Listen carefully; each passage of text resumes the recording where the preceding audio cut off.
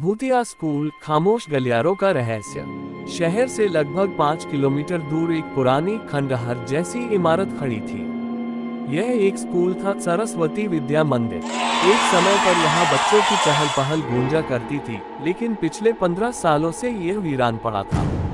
कहते हैं एक भयानक हादसे के बाद यहाँ से सभी लोग चले गए। दीवारों पर जाले, खिड़कियों पर टूटी हुई कांच की दरारें और चारों ओर फैली अजीब सी बदबू। इसे देखकर कोई भी समझ सकता था कि यहाँ अब इंसान नहीं बल्कि कुछ और बसता है। गांव वाले कहते थे रात को स्कूल के गलियारों में कदमों की आवाज आती है। कक्षा के अंदर से बच्चों की चीखें सुनाई देती है। कोई अदृश्य शक्ति अब भी वहां भटक रही है। गांव में हाल ही में एक नया परिवार आया। उनके बेटे आदित्य का दाखिला इसी पुराने स्कूल में करवा दिया गया, जिसे अब सरकार ने मरम्मत करके दोबारा खोलने का फैसला किया था। पहले दिन जब आदित्य स्कूल पहुंचा तो उसने देखा भले ही दीवारों को रंग दिया गया था, मगर पुराने खून के धब्बे अब भी झलकते थे। कक्षा में बैठते ही उसे अजीब सर्द हवा का एहसास हुआ। शाम को लौटकर उसने माँ से कहा, माँ, इस स्कूल में कुछ अजीब है। वहाँ कोई मुझे देख रहा था।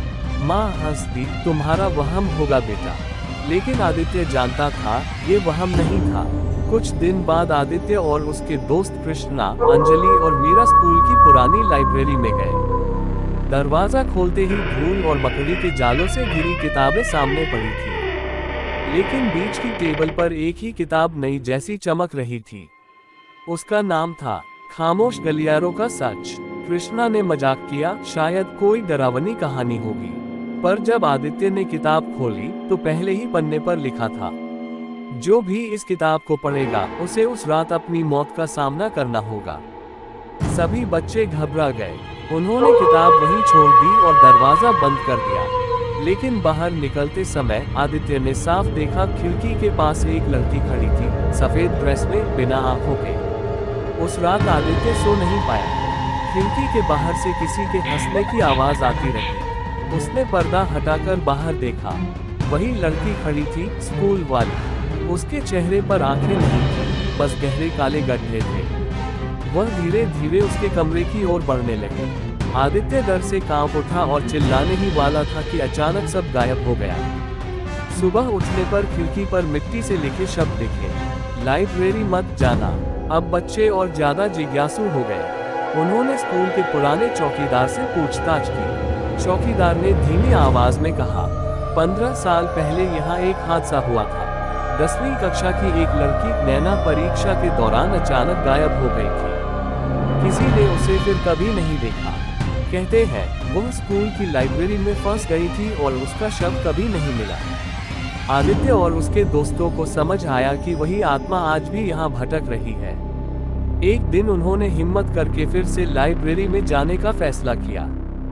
दरवाजा खोलते ही ठंडी हवाएं चलने लगी, किताबें अपने आप गिरने लगी और फिर वही लड़की सामने आ गई। उसकी आंखों की जगह से खून बह रहा था।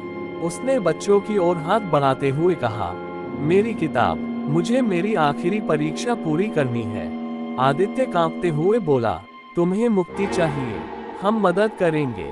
उन्होंने किताब उठाकर आखिरी पन्ना पढ़ा और नैना का नाम जोर से बोला।